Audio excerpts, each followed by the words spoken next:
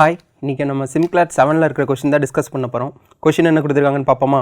5 friends A, B, C, D and E went to a restaurant for dinner and they paid the total bill in the ratio of 4:2:7:9:3 respectively.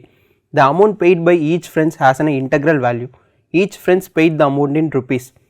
So இந்த question எடுத்துக்கிட்டோன்னா நமக்கு வந்துட்டு வெறும் 5 line தான் கொடுத்துருக்காங்க. பெரிய information எதுவுமே கொடுக்கல. நமக்கு வந்து என்ன சொல்லியிருக்காங்கன்னா 5 ஃப்ரெண்ட்ஸ் ரெஸ்டாரண்ட்ஸ் போயிருக்காங்க. அவங்களோட நேம் ABCD அண்ட் E. அவங்க எவ்வளோ அமௌண்ட் பே பண்ணியிருக்காங்கன்னா அதை ரேஷியோவாக கொடுத்துருக்காங்க. 4:2:7:9:3 அப்படின்னு சொல்லி ரேஷியோவாக கொடுத்துட்டாங்க. அதுலேருந்து அவங்க எல்லாருமே ருப்பீஸில் அமௌண்ட் பே பண்ணியிருக்காங்கன்னு மட்டும் இன்ஃபர்மேஷன் தான் நமக்கு கொடுத்துருக்காங்க. இந்த பேராலாம் நமக்கு இவ்வளோ தான் இன்ஃபர்மேஷன் இருக்குது. கொஷினில் தான் பேலன்ஸ் இன்ஃபர்மேஷன்லாம் இருக்கும். அதை வச்சு தான் நம்ம சம் சால்வ் பண்ணுற மாதிரி இருக்கும். கொஷினில் என்ன கொடுத்துருக்காங்கன்னு பார்ப்போமா? If the total bill was rupees 3,500, how much amount did C pay? So இந்த மாதிரி ரேஷியோவாக கொடுக்கும்போது நம்ம வந்து வேரியபிள் சப்ஸ்டியூட் பண்ணுவோமா? ஸோ ஃபஸ்ட்டு நம்ம ரேஷியோக்கு ஒரு வேரியபிள் சப்ஸ்டியூட் பண்ணி டோட்டலாக எவ்வளோ இருக்குது அப்படின்னு கண்டுபிடிப்போமா? அப்போ ஃபஸ்ட்டு என்ன கொடுத்துருக்காங்க? A வந்து 4, அப்போ நம்ம A வந்து 4x அப்படின்னு வச்சுக்கலாம். அடுத்து B எவ்வளோ? 2, அப்போ 2x.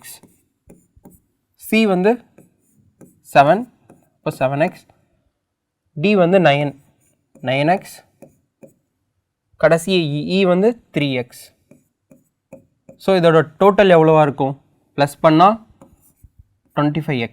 ஸோ இதுதான் அவங்க டோட்டலாக பே பண்ண பில் 25x. ஸோ நமக்கு டோட்டல் பில் ஃபஸ்ட் சம்மில் கொடுத்துருக்காங்க.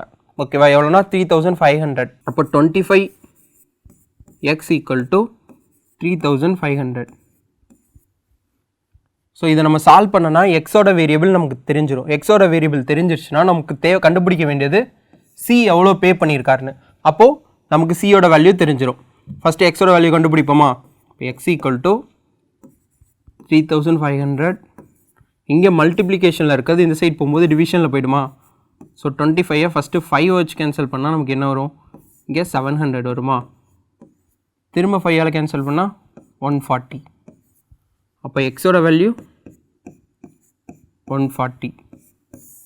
ஸோ இதை வச்சு நம்ம இப்போ சிக்கு கண்டுபிடிக்கலாம். சியோட வேல்யூ 7 × 40 980. ஸோ சி பே பண்ண பில் 980. Answer B. ஓகேவா? ஸோ நெக்ஸ்ட் சம் பார்ப்போமா? இதில் என்ன கொடுத்துருக்காங்க? The amount paid by C was what percentage of amount paid by B? C paid பண்ண அமௌண்ட்டை பர்சன்டேஜில் கேட்டிருக்காங்க. எதை வச்சுனா பியை வச்சு கேட்டிருக்காங்க. இந்த மாதிரி கொஷின் கொடுக்கும்போது நம்ம கிளியராக பார்க்கணும். அவங்க கேட்டிருக்கிறது என்னென்னா சியோட பர்சன்டேஜ் கேட்டிருக்காங்க. எதை வச்சு கம்பேர் பண்ணி கேட்டிருக்காங்கன்னா பியை வச்சு கம்பேர் பண்ணியிருக்காங்க.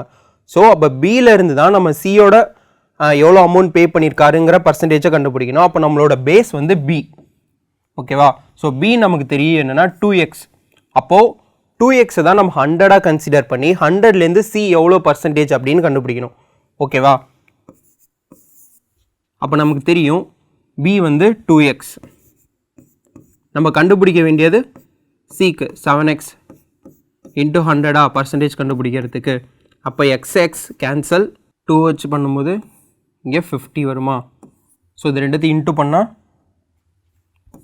350 பர்சன்டேஜ். ஸோ அப்போது பியிலேருந்து பார்க்கும்போது சி பே பண்ணுற 350 பர்சன்டேஜ். ஸோ 350 நமக்கு ஆப்ஷன்லே இல்லை. அப்போது நன் ஆஃப் திஸ். அதுதான் இந்த கொஷனுக்கு ஆன்சர். ஓகேவா?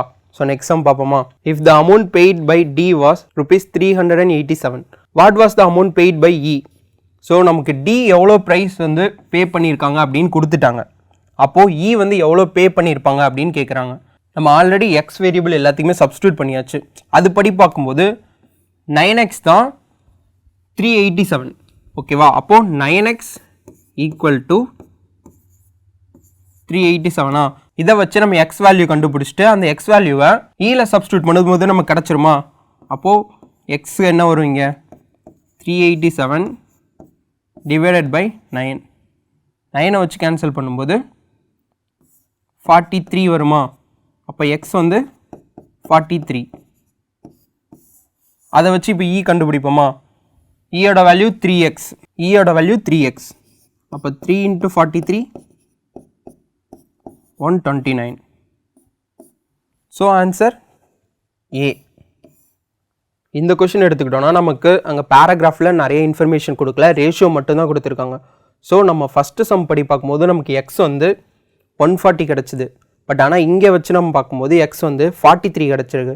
ஸோ இந்த மாதிரி கொஷினில் பெருசாக பேராகிராஃபில் இன்ஃபர்மேஷன் இல்லாதப்போ கொடுத்துருக்க கொஷினை வச்சு தான் நம்ம சம் சால்வ் பண்ணுற மாதிரி இருக்கும். ஸோ அதனால் கான்ஸ்டண்ட்டாக ஒரே வேல்யூ இருக்காது, நம்ம கொஷின் வச்சு தான் நம்ம கண்டுபிடிக்கிற மாதிரி இருக்கும். ஓகேவா, நெக்ஸ்ட் சம் போகலாமா? இதில் என்ன கொடுத்துருக்காங்கன்னு பார்ப்போமா? Karnataka is the largest coffee producing state in India. 70% India's coffee is produced in Karnataka. So Karnataka தான் காஃபி ப்ரொடியூஸ் பண்ணுறதுல இந்தியாவிலே ரொம்ப லார்ஜஸ்ட் ஸ்டேட் அப்படின்னு சொல்லிட்டாங்க. எவ்வளோ பண்ணுதுன்னா 70%.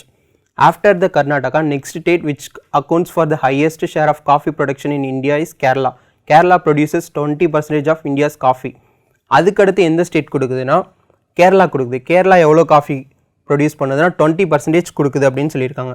த third highest coffee producing state in India is Tamil Nadu which accounts for 5% of the coffee total produced in India. So அடுத்து தேர்டாக என்ன இருக்குன்னா தமிழ்நாடு இருக்குது. தமிழ்நாடு எவ்வளோ காஃபி ப்ரொடியூஸ் பண்ணுதுன்னா 5% ப்ரொடியூஸ் பண்ணுது. The remaining production of coffee in India happens in Odisha and Andhra Pradesh which accounts for 3% and 2% of the total coffee production. அதுக்கடுத்து என்னென்ன ஸ்டேட் வந்து காஃபி ப்ரொடியூஸ் பண்ணுதுன்னா ஒடிசா அண்ட் ஆந்திர பிரதேஷ் பண்ணுதுன்னு சொல்கிறாங்க. எவ்வளோ பர்சன்டேஜ்னா 3 and 2% அப்படின்னு சொல்லியிருக்காங்க.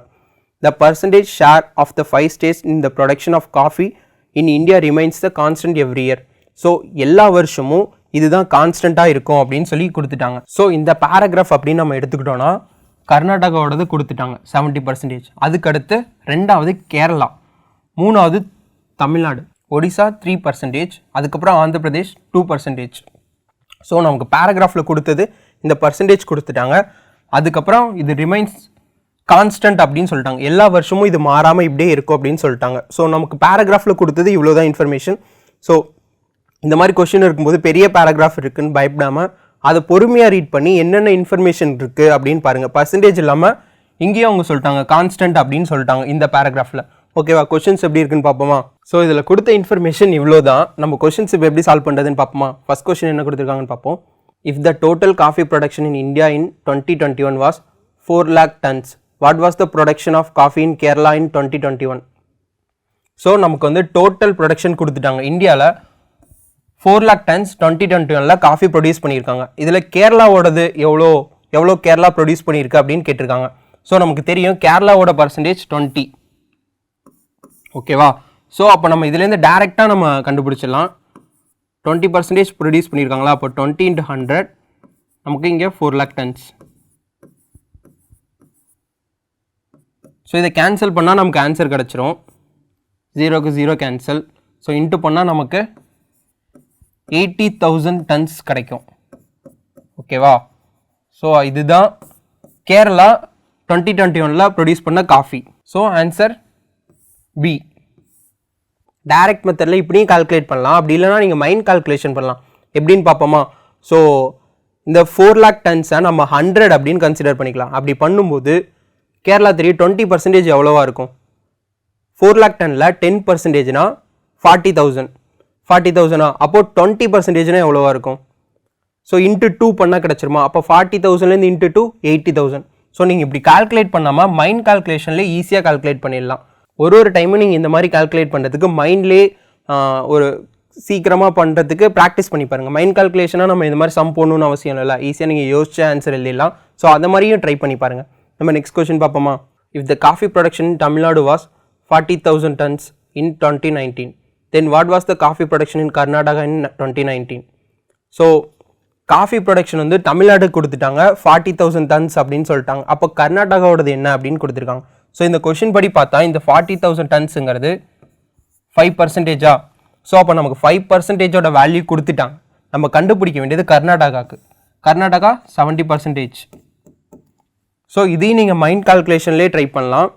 பட் நம்ம இப்போ ரெண்டு மெத்தட்லையுமே பார்ப்போம். ஃபஸ்ட்டு நம்ம 5%. ஸோ நம்மளோட 100% அப்படிங்கிறது டோட்டல் இந்தியாவோட இதை நம்ம 100% அப்படின்னு வச்சுக்கலாம். அதை என்னன்னா எக்ஸ் அப்படின்னு வச்சுக்கோங்க. அப்போ எக்ஸ்ன்னு வைக்கும்போது 5 into 100 into x equal to நமக்கு தெரியும் 40,000 tons-ஆ. ஸோ அப்போ எக்ஸ் இங்கே வச்சுக்கிட்டு பேலன்ஸ் எல்லாத்தையும் அந்த சைடு கொண்டு போகும்போது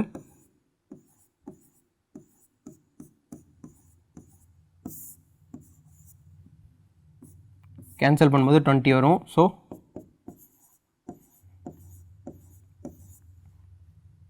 80 lakh tons. ஓகே, எக்ஸ் வந்து 80 lakhs tons. இப்போ நம்ம டோட்டல் ப்ரொடக்ஷன் கண்டுபிடிச்சிட்டு இதுலேருந்து 70% கண்டுபிடிப்போமா? இப்போ 70%னா 70 into 100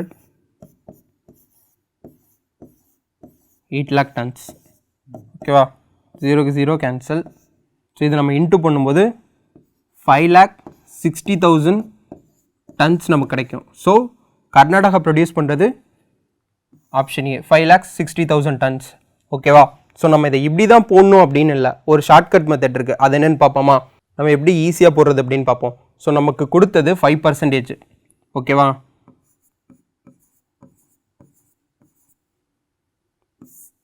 இந்த 40,000 tons தான் 5%.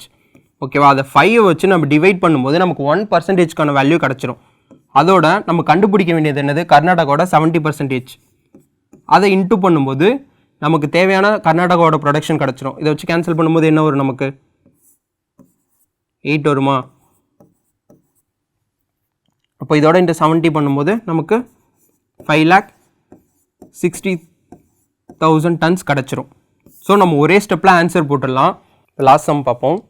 In every year, out of the total production of coffee in Karnataka, 90% of coffee produced in Coorg, 10% of the coffee is produced in Chikmagalur. Then what was the coffee production in Coorg in 2020 if the total production coffee in India 2020 was 2,40,000 tons?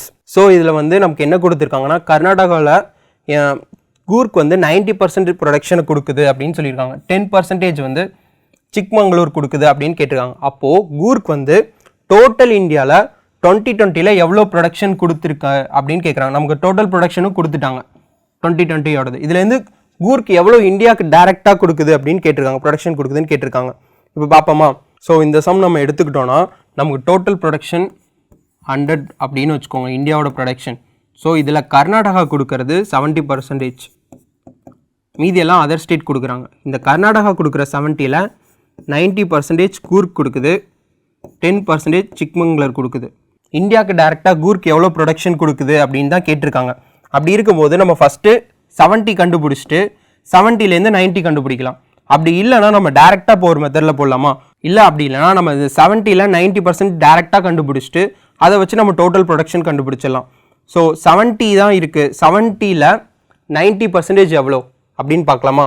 So 70 100ஆக வச்சுக்கிட்டோன்னா அதில் 10% 7. Okay, அப்படி இருக்கும்போது 90% என்னவாக இருக்கும்? அப்போது 70லேருந்து 7 minus பண்ணால் நமக்கு 90% கிடச்சிருமா? அப்போனா நம்ம கண்டுபிடிக்க வேண்டியது டோட்டல் இந்தியாவுக்கு 63%. அப்போ இந்த 63% கண்டுபிடிச்சோன்னா நமக்கு டேரெக்டாக கூர்க்கோட டோட்டல் ப்ரொடக்ஷன் இந்தியாவுக்கு அது எவ்வளோ கொடுக்குதுங்கிறது கிடச்சிருமா? ஸோ இந்த 63% தான் கூர்க்கு டேரெக்டாக இந்தியாவுக்கு கொடுக்குற ப்ரொடக்ஷன். நம்ம 90 கொடுத்துருக்காங்க அப்படின்னு சொல்லி 90 நம்ம டேரெக்டாக கண்டுபிடிச்சிடக்கூடாது. 90 அது கர்நாடகாவுக்கு கொடுக்குற ப்ரொடக்ஷன். ஓகேவா? அப்போ 63க்கு கண்டுபிடிப்போமா? 63 divided by 100 into 2,40,000 tons. 20 cancel. So இதை நம்ம இன்ட்டு பண்ணோன்னா நமக்கு 1,51,200 tons கிடைக்கும். ஸோ இதுதான் நம்ம கொஷனில் கேட்டிருக்கிறது. கூர்க் வந்து இந்தியாவுக்கு எவ்வளோ ப்ரொடக்ஷன் 2020 கொடுத்துருக்காங்க, மொத்தமாக கொடுத்துருக்கு அப்படின்னு கேட்டிருக்காங்க. கூர்க் எவ்வளோ % கொடுத்துருக்கு அப்படின்னு தான் கேட்டிருக்காங்க. ஸோ அதை வச்சு தான் நம்ம சால்வ் பண்ணுற மாதிரி இருக்கும். ஃபஸ்ட்டு டேரக்ட் மெத்தட்னா நீங்கள் 100%லேருந்து ஃபஸ்ட்டு 70% கர்நாடகாவோடது கண்டுபிடிச்சிட்டு அதுக்கப்புறம் 90% கூர்க்கோடது கண்டுபிடிக்கிற மாதிரி இருக்கும். அப்படி இல்லைனா இந்த பர்சன்டேஜ் வச்சே நமக்கு டோட்டல் கூர்க் எவ்வளோ % இந்தியாவுக்கு ப்ரொடக்ஷன் கொடுத்துருக்கு, காஃபி ப்ரொடியூஸ் பண்ணியிருக்கு அப்படிங்கிறத கண்டுபிடிச்சிட்டு அதை நம்ம டோட்டல் இந்தியாவோட ப்ரொடக்ஷனில் சப்ஸ்டியூட் பண்ணும்போது நமக்கு ஆன்சர் கிடச்சிரும். ஓகேவா? நெக்ஸ்ட் சம் பார்ப்போமா? சிம்க்ளாட் 7ல் இதான் லாஸ்ட் கொஷின். என்ன கொடுத்துருக்காங்கன்னு பார்ப்போமா? The discount percentage offered on a laptop, a watch, a bag, a pen drive and a webcam are 12%, 15%, 8%, 20% and 25% respectively. These discount percentage are applied to the MRP of those product and the discount price is selling price for each of these items. So நமக்கு சொல்லிட்டாங்க laptop, watch, bag, pen drive and webcam வந்து sale பண்ணுறாங்க. எவ்வளோ பர்சன்டேஜ்னா 12%, 15%, 8%, 20% and 25%. So இந்த டிஸ்கவுண்ட்டை எதில் apply பண்ணுறாங்கன்னா MRP, market retail ப்ரைஸில். So அந்த பர்சன்டேஜ் டிஸ்கவுண்ட் ஆட் பண்ணி செல்லிங் ப்ரைஸாக விற்கிறாங்க அப்படின்னு சொல்லிட்டாங்க. எம்ஆர்பிங்கிறது மேக்ஸிமம் ரீட்டைல் ப்ரைஸ். அதில் எப்படி இருக்குன்னா காஸ்ட் ப்ரைஸ் ப்ளஸ் ப்ராஃபிட்டை வச்சு தான் வச்சுருப்பாங்க. ஸோ அதில் அவங்க டிஸ்கவுண்ட் வச்சு செல்லிங் ப்ரைஸாக விற்கிறாங்க அப்படின்னு சொல்லி நமக்கு கொஷினில் கொடுத்துட்டாங்க. ஸோ இந்த பேராகிராஃபில் நமக்கு கொடுத்தது என்னென்ன ப்ராடக்ட் சேல் பண்ணுறாங்க, அதோட டிஸ்கவுண்ட், அந்த டிஸ்கவுண்ட்டை எதில் அப்ளை பண்ணி நமக்கு சேல் பண்ணுறாங்க அப்படிங்கிறதையும் நமக்கு கொடுத்துட்டாங்க. இன்ஃபர்மேஷன் கொடுத்தது இவ்வளோ தான். இதை வச்சு நம்ம என்னென்ன கொஷின் கொடுத்துருக்காங்க அதை எப்படி சால்வ் பண்ணுறதுன்னு பார்ப்போமா. If the MRP of the pack is 2000 then what is the selling price of the pack. So பேக்கோட எம்ஆர்பி ப்ரைஸ் வந்து 2000 அப்படின்னு கொடுத்துட்டாங்க. அப்போ செல்லிங் ப்ரைஸ் என்னவா இருக்கும் அப்படின்னு கேட்டிருக்காங்க. ஓகேவா. ஸோ நமக்கு இப்போ அந்த எம்ஆர்பியில் நம்ம பர்சன்டேஜை சப்ஸ்டியூட் பண்ணுவோம், எவ்வளோ டிஸ்கவுண்ட் பர்சன்டேஜ் கொடுக்குறாங்க அப்படிங்கிறத. ஸோ நம்ம பேக்கோட எம்ஆர்பியில் டிஸ்கவுண்ட் இப்போ சப்ஸ்டியூட் பண்ணுவோமா. ஸோ நமக்கு பேக்குக்கு டிஸ்கவுண்ட் எவ்வளோ கொடுத்துருக்காங்க, 8. ஸோ நமக்கு பேக்குக்கு 8% டிஸ்கவுண்ட் கொடுக்குறாங்க. அப்போ இந்த 8%-ஐ எம்ஆர்பியில் சப்ஸ்டியூட் பண்ணுவோமா.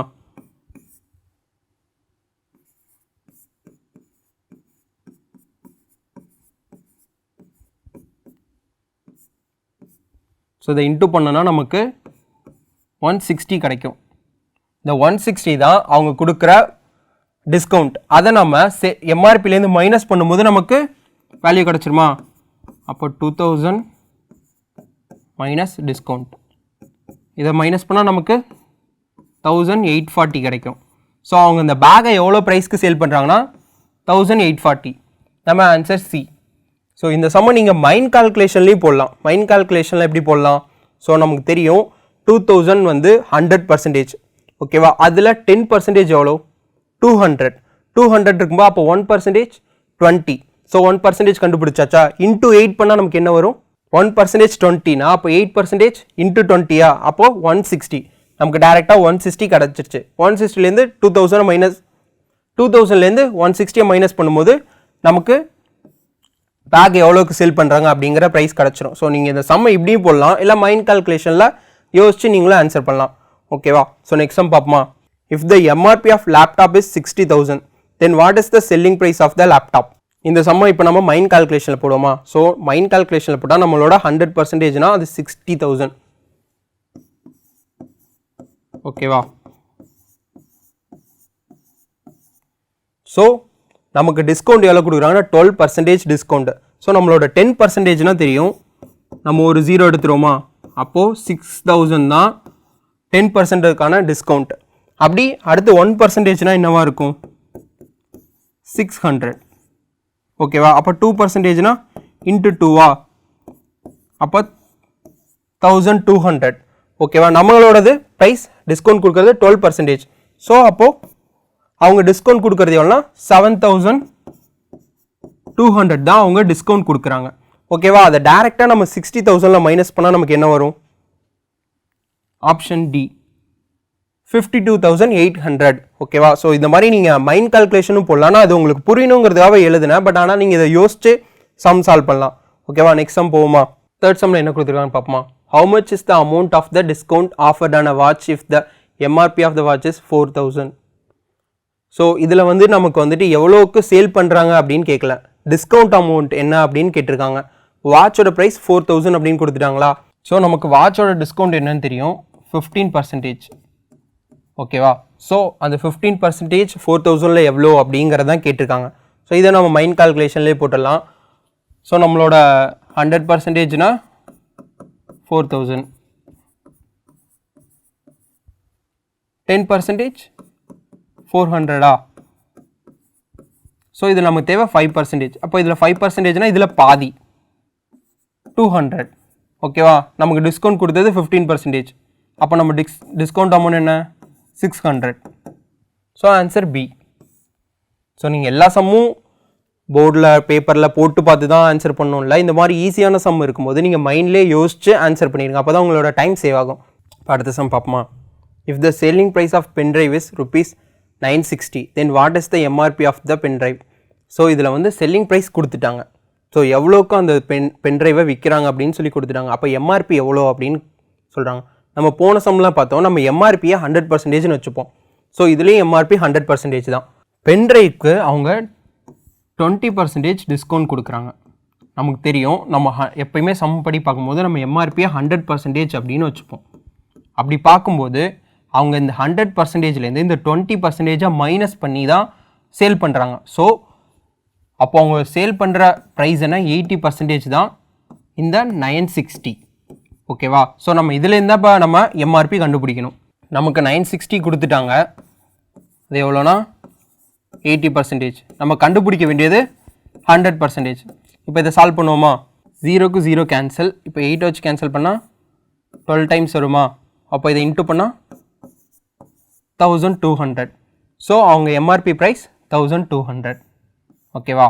ஸோ 5th சம் என்னன்னு பார்ப்போமா?